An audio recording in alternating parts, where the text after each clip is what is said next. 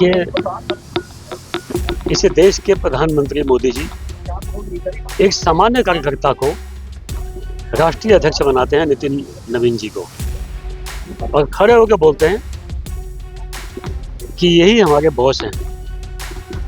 तो ये प्रधानमंत्री का ये संदेश है ना, प्रत्येक कार्यकर्ता को इसको मानना चाहिए। हमारी पार्टी का संविधान ही यही है।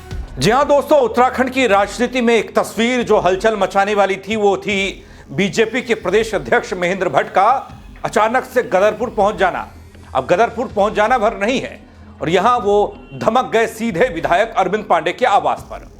यहां पर मुलाकात हुई, बंद कमरे में बातचीत हुई, लेकिन बातचीत क्या हुई ये चर्चा का विषय है, इस पर बात होनी चाहिए। सवाल यह कि क्या यह 2027 विधानसभा चुनाव की तैयारी है या फिर वो अंदरूनी नाराजगी को दूर करने की कवायद जो इससे पहले हमने खूब देखी है। पूरी खबर आपको दिखाने जा रहा हूं अपनी इस रिपोर्ट के जरिए, और बयान भी गदरपुर के गदर का क्या दी एंड हो चुका है। नमस्कार, पहला मैं पंकज रौतेला, आप देख रहे हैं अपना उत्तराखंड न्यूज। दोस्तों, उधम सिंह नगर का गदरपुर का इलाका, और इस इलाके में दहशत कह लीजिए, दबदबा कह लीजिए, वो है अरविंद पांडे का। गदरपुर में बीजेपी के इस बड़े नेता के मनमुटाव, नाराजगी और तमाम तरह की पार्टी विरोधी बातें, सरकार विरोधी बातें, सबकी सब धरी की धरी तब रह गई जब बीजेपी के प्रदेश अध्यक्ष महेंद्र भट्ट खुद अरविंद पांडे के घर पहुंच गए। अचानक यह दौरा राजनीतिक नजर से बेहद महत्वपूर्ण। भट्ट सीधे विधायक अरविंद पांडे के आवास पर पहुंचते हैं, जहां पहले से पार्टी के कार्यकर्ताओं की भीड़ जुटी होती है। प्रदेश अध्यक्ष के पहुंचते ही कार्यकर्ताओं ने बाकायदा उनके फूल मालाओं से जोरदार स्वागत किया। बाहर समर्थक कभी उत्साहित हो भी क्यों ना। बीते कुछ वक्त में दोस्तों जिस तरह की टकराव वाली तस्वीरें सामने आई, जिस तरह की कड़वाहट वाली तस्वीरें सामने आई, उसे न सिर्फ बीजेपी के लिए परेशानी खड़ी की, अरविंद पांडे के लिए परेशानी खड़ी की, बल्कि उन तमाम सैकड़ों हजारों समर्थकों के सामने भी पशुपेश वाली स्थिति थी कि आगे होगा क्या। बीजेपी के अंदर जो घमासान चल रहा था, या जो घमासान चलने की बातें अक्सर सामने आती हैं, वो क्या पट गया गदरपुर को लेकर, वो अलग बात है। अंदर बंद कमरे में दोनों नेताओं के बीच लंबी बातचीत हुई, एक बैठक चली। बीजेपी अध्यक्ष अरविंद पांडे की तारीफ जमकर करते नजर आए। जब बैठक खत्म हुई, बाहर निकले तो कसीदे पड़ गए अरविंद पांडे के बारे में। दोस्तों, अरविंद पांडे को इससे पहले तलब किया था महेंद्र भट्ट ने देहरादून, भैया आइए, आप क्या कर रहे हैं, आप सीधे दिल्ली कैसे दौड़ लगा रहे हैं, अमित शाह से मुलाकात कर रहे हैं, लेकिन तब भी नहीं माने अरविंद पांडे। तो शायद अरविंद पांडे को मनाने का ये एक तरीका महेंद्र भट्ट को लगा होगा कि भाई अब तो घर पर जाकर मनाना पड़ेगा, वरना चुनाव नजदीक है, कहीं बड़ा नुकसान ना हो जाए। पहले आप सुन लीजिए क्या कुछ अरविंद पांडे ने इस बैठक के बाद कहा, कैसे वो पार्टी महेंद्र भट्ट मुख्यमंत्री सरकार कह रहे हैं। बल इस बार छोटे इससे भी नीचे स्तर पे जिन्होंने संगठन के लिए, भारतीय जनता पार्टी के लिए, और तेरा वैभव हमारे रहे माँ हम दिन चार रहे ना रहे, इस भाव के साथ जिन्होंने बाल्यकाल से ही संगत काम किया है। और आज हम लोगों का सौभाग्य है कि हमारे महेंद्र भट्ट जी भारतीय जनता पार्टी के हमारे इस प्रदेश के मुखिया हैं, प्रदेश अध्यक्ष हैं, राज्यसभा सांसद हैं, और मित्रवत, क्योंकि हम सब लोग पार्टी की प्रॉपर्टी हैं।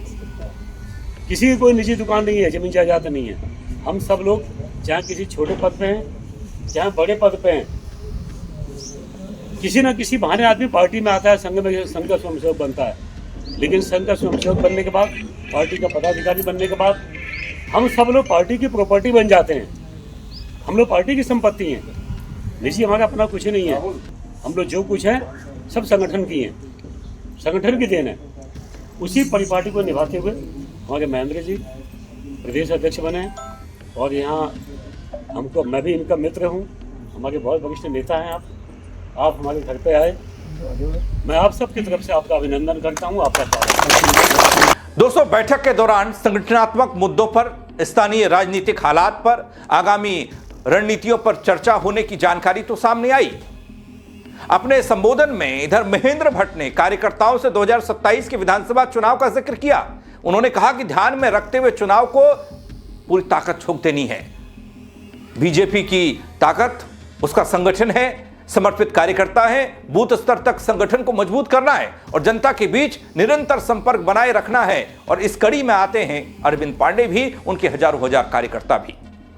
दोस्तों, भट्ट का यह भी मानना कि पार्टी में इस बीच थोड़ा बहुत ही सही लेकिन गुटबाजी या फिर गलतफहमियां हावी रही हैं। उनके बयान को देखेंगे तो आप समझ पाएंगे कैसे वो मान रहे हैं उन बातों को जिसका जिक्र हम अक्सर करते आ रहे हैं और बीजेपी वाले नकारते रहे।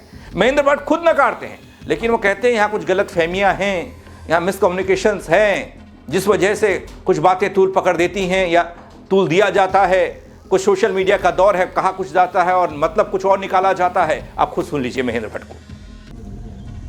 एक प्रकार से अभाव भी नहीं कहूँगा मैं, तारतम्य का, आपसी कुछ बातचीत का ऐसा दायरा रहा कि इस बीच थोड़ा सा भ्रांतियाँ उत्पन्न हुई हैं। भ्रांतियाँ दूर होंगी, मैं विश्वासपूर्वक कह सकता हूँ। और भ्रांतियों को दूर करने में आप सबके भी सहयोग की अपेक्षा है। और हम भी अरविंद जी के साथ मैं भी चर्चा करूँगा और बाकी जहाँ जहाँ चर्चा करनी हो सब विषय की चर्चा करेंगे।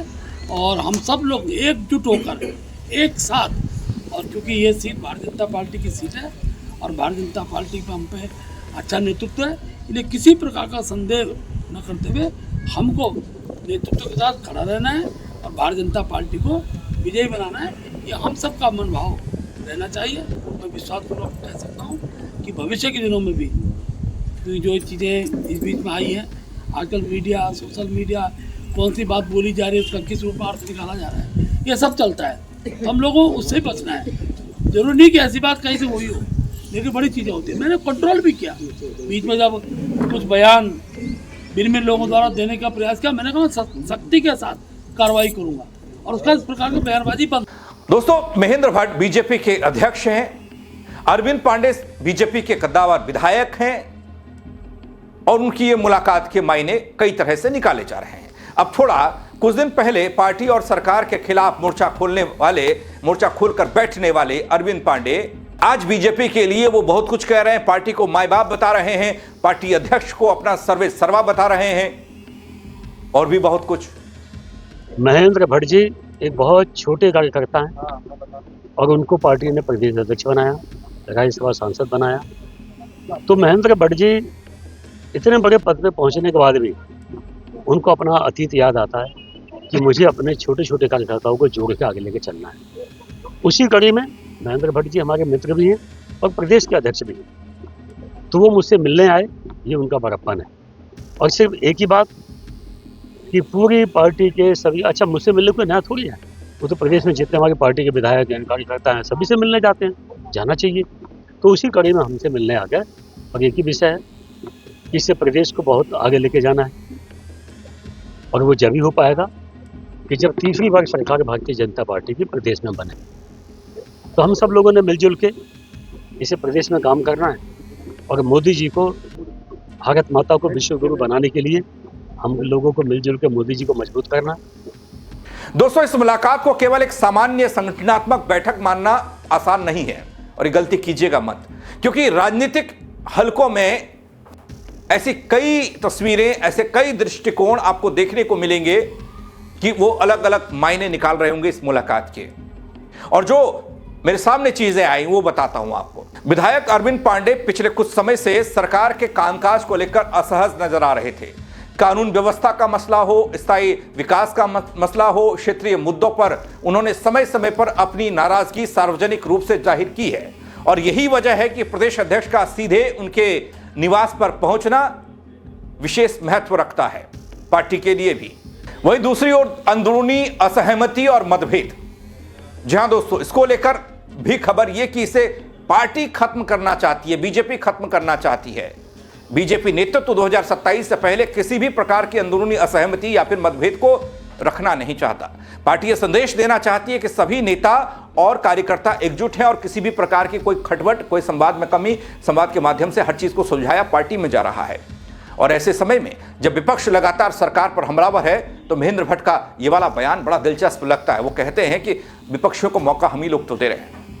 संख्या में आए, मैं उस सारे परिस्थिति को भी समझता हूँ, मेरे मनमस में बातें हैं, लेकिन हम जहाँ कार्यकर्ता हैं वहीं हमारा ही उत्तरदायित्व बनता है कि ये जो चीज़ें इस बीच घटित हुई हैं उन पर कैसे विराम लगाया जाए। और मैं अगर आया हूँ तो इसके पीछे का हेतु वही है कि आखिरकार मन खराब ना हो। अब क्योंकि परिवार इतना बड़ा है, कई बातें परिवार में होती हैं, कुछ बातों का प्रत्यक्ष रूप से अप्रत्यक्ष रूप से दूसरे लोग उसका विरोधी उसका लाभ भी उठाने का प्रयास करते हैं, लेकिन अरविंद जी बहुत सुलझे व्यक्ति हैं और पूरा संगठन हमारा जब चर्चा करता है किसी विषय का तो एक समाधान का विषय खड़ा होता है। और मुझे पूरी उम्मीद है कि हम लोग, क्योंकि इस विधानसभा से हमारे लगातार विधायक हैं, हमारे बहुत वरिष्ठ कार्यकर्ता हैं। दोस्तों, बीजेपी अपने संगठन को मजबूत और एकजुट रहने की रणनीति पर काम करती दिखाई दे रही है। उधर एक और तस्वीर की बात करूं तो चर्चा यह भी कि प्रदेश नेतृत्व क्षेत्रीय नेताओं को साधने और उनकी नाराजगी दूर करने की कोशिश में जुटा है ताकि चुनावी साल से पहले कोई असंतोष सार्वजनिक रूप से उभर कर सामने ना आए। महेंद्र भट्ट की यह पहल उसी कड़ी का हिस्सा मानी जा रही है दोस्तों, जिस कड़ी में आप देख रहे होंगे बीजेपी के तमाम पूर्व विधायक, पूर्व मंत्री, मौजूदा सांसद सब एकला चलो अलगा चलो वाली राह पर चल रहे हैं या फिर सरकार और पार्टी के उस रूल बुक से बाहर बात कर रहे हैं। हमारे कार्यकर्ता हैं,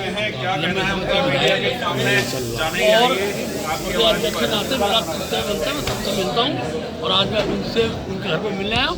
एक अनौपचारिक हमारी वार्ता हुई है क्योंकि चुनाव वर्ष हम सबको मिलकर चुनाव लड़ना है, उस भाव के साथ लोग। दोस्तों, गौर तो इस बात पर भी होना चाहिए कि पिछले कुछ दिनों से गदरपुर विधायक अरविंद पांडे और सरकार संगठन में अलग थलग पड़े हुए थे। उन्हें धामी सरकार पार्ट 2 में मंत्री पद नहीं मिला। उधर 20 जनवरी को बाजपुर पुलिस ने फर्जी तरीके से जमीन हड़पने के आरोप में गदरपुर विधायक अरविंद पांडे के भाई देवानंद पांडे सहित 4 लोगों के खिलाफ मुकदमा दर्ज किया। इसमें गांव बहादुरगंज के रहने वाले संजय बंसल ने कोतवाली में तहरीर दी थी। उनके गांव मुंडिया पस्तौर में जमीन है, उन्होंने आपसी रजामंदी से मजरा बख्श के रहने वाले एक व्यक्ति को जमीन में काम करने के लिए उसे दिया, देखभाल के लिए दिया। लेकिन दोस्तों, उस जमीन विवाद को लेकर भी हाल में आपने देखा होगा अरविंद पांडे का एक बयान आया था। वो कार्यालय को लेकर, जहां उनका कैंप कार्यालय है वो अवैध तरीके से बनाया गया है, इस पर बात शुरू हुई थी। उन्होंने क्या कहा था, आइए, प्रशासन के लोगों का स्वागत है, आप आइए और कार्यालय को ध्वस्त कीजिए, ये गलत तरीके से बना, सालों साल से कार्यालय चल रहा है। यानी कि नरमी उधर से भी है, नरमी इधर से भी है। शायद चुनाव नजदीक है इसलिए, 2027 के लिए तैयारी भी है इसलिए। फिलहाल पार्टी की ओर से इस मुलाकात को संगठनात्मक चर्चा माना जा रहा है, आगामी चुनाव की तैयारी का हिस्सा बताया जा रहा है। लेकिन सियासी गलियारे में इस बड़े राजनीतिक संकेत के रूप में इस पूरी मुलाकात और इस घटनाक्रम को देखा जा रहा है। आने वाले समय में यह साफ होगा कि मुलाकात केवल चुनावी रणनीति का हिस्सा थी या फिर इसके पीछे पार्टी की अंदरूनी समीकरणों को साधने की वो गहरी कोशिश छिपी है। दोस्तों, मैं आमतौर पर जब भी खटपट होती है इनके बीच में हुई या फिर कोई भी गदरपुर के विधायक का बयान आया, वो मैंने अब तक पहुंचाया। गदरपुर के इस कद्दावर नेता की बात करूं, अरविंद पांडे की बात करूं, तो बीजेपी के सीनियर लीडर हैं, गदरपुर से बीजेपी के विधायक हैं अरविंद पांडे, त्रिवेंद्र रावत सरकार में कैबिनेट मंत्री रहे अरविंद पांडे,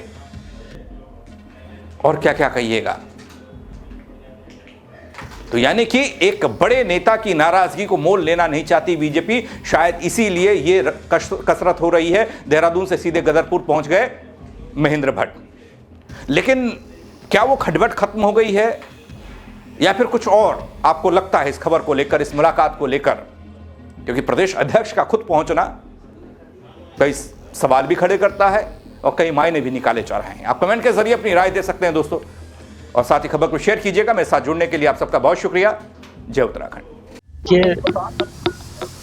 इसे देश के प्रधानमंत्री मोदी जी एक सामान्य कार्यकर्ता को राष्ट्रीय अध्यक्ष बनाते हैं, नितिन नवीन जी को, और खड़े होकर बोलते हैं कि यही हमारे बॉस हैं।